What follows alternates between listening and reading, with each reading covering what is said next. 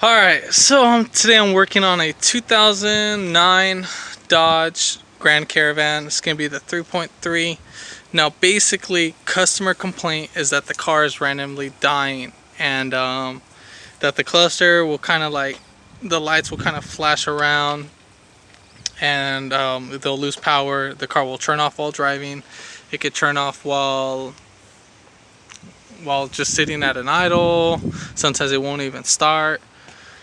So I ruled this out to be a connection issue. Dealer tried to replace the tip-in, so the TPIM, that's going to be like the whole fuse box, the integrated module. But I'm going to show you how I found out the issue, so that this could help you out in regards, so you're not stuck, and this can get you on the road and save you couple $1,000s on this part. They did try to sell my customer on replacing the whole module. He bought an aftermarket one online that they rebuild them, but again, that wasn't the issue. I think he bought it for like 300 or 400, but he's gonna return that now because again, that wasn't the issue. So I think you should try this method first before doing anything else. Make sure that your terminals are cleaned up first, that the wires aren't corroded with the battery acid, because that will throw a battery light, and I thought that was the cause, because normally if you have a battery light, and I was getting high voltage and low input voltage on all my communications on all the modules, so I had to take care of that first before doing anything else. And then basically, if you haven't already, like, share. I know there's a bunch of people that probably will come across this problem and they will need help on this. So if you know anybody, this will be kind of similar in diagnostics on other Dodge products or Chrysler products. But obviously the wiring is going to be different. But this will be kind of similar in the matter. You just need to have your own schematic. So again, if you haven't already, hit the subscribe button, hit the likes, and then comment down below if you have any further questions on this.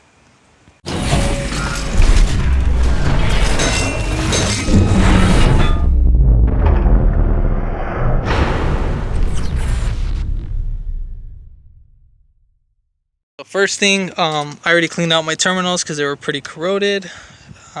So that was causing a battery voltage issue. So I fixed that first. Then here's the tip-in. So basically, for this car, we're looking at make sure your fuse is not blown, which is going to be fuse number 27, which would be this guy right here, and that will basically send all the power to the cluster, to the ignition. So this will send the power right over there, and then basically you wouldn't be able to unlock or lock the car with that issue. So first thing, what you're going to go ahead and do is that you're obviously going to have to take all this off.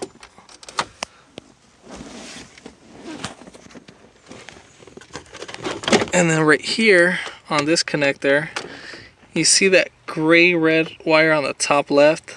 On the wire diagram says blue-red or light blue-red. So that's going to be pin number 1. So you're going to put a pin on that. So what I did was I back probed it with one of these. Make sure you have it pretty small.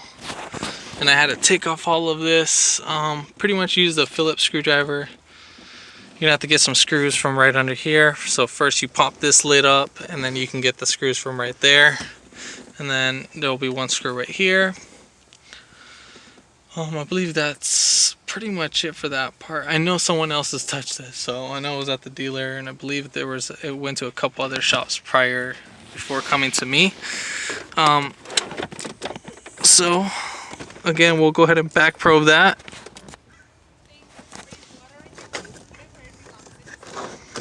So that's how it's gonna look like when it's back probed. It's in that connector. So make sure that this wire does not touch the ground. And then I do have like a little extender ground cable and positive. Got that from Sears. I believe you can get this from Harbor Freight too as well. These wires I got from Harbor Freight. Now that back probing pin I got from like a Snap-on truck or something. I believe Leslie's Tools sells that. That would be, I don't have the part number. I've had these for a while, but these will be the little probings. I believe they're called back probing pins. So the next thing what we're going to go ahead and do, we're going to go ahead and put our little ohms meter. We'll put it on 20k ohms. Doesn't need to be crazy. Now we need to touch the ground cable. Now you need to make sure you're getting a good connection, right? So basically I got another wire set so I can clamp this down so I'm not holding it at the same time. So basically here's my ohms. You see how it's fluctuating a lot. Now on this side connector right here, it's gonna be pin number 21. It's actually gonna be light blue. I mean, yours might be different. It might look like the light gray blue, but it's actually gonna be pin number 21.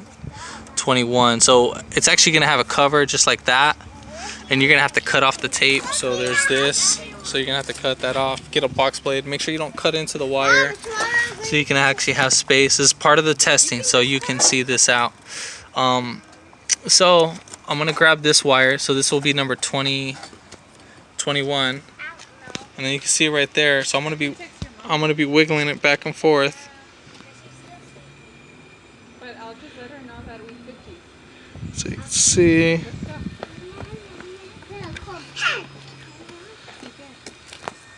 All right. Well, since it's not acting up, I'm gonna go ahead and connect it for the ground cable. Don't worry, it should be connected. Then we're gonna go ahead and start it.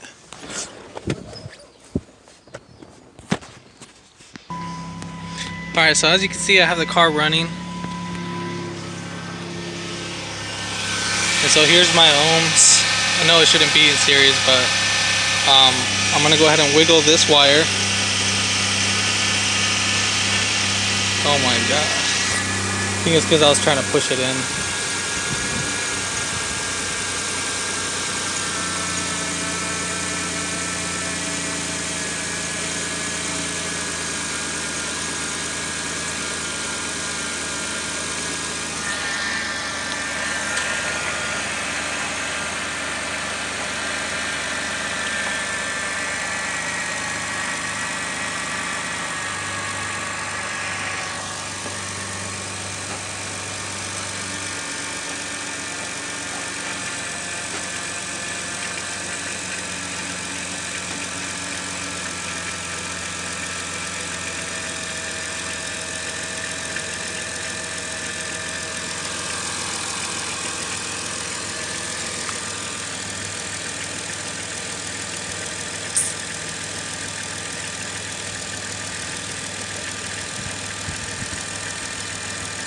Well, anyways, wiggle that wire. I don't know why it's not acting up now.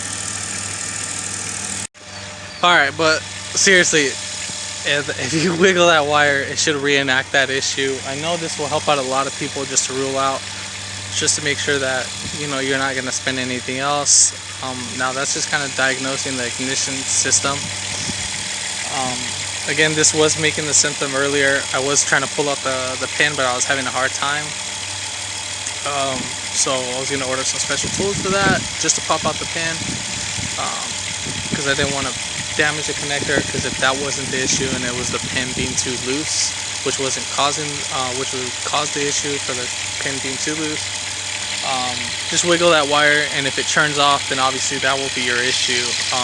And doing ohms with that wire, so you can back probe it from the wire, from connector 21 to the ignition switch.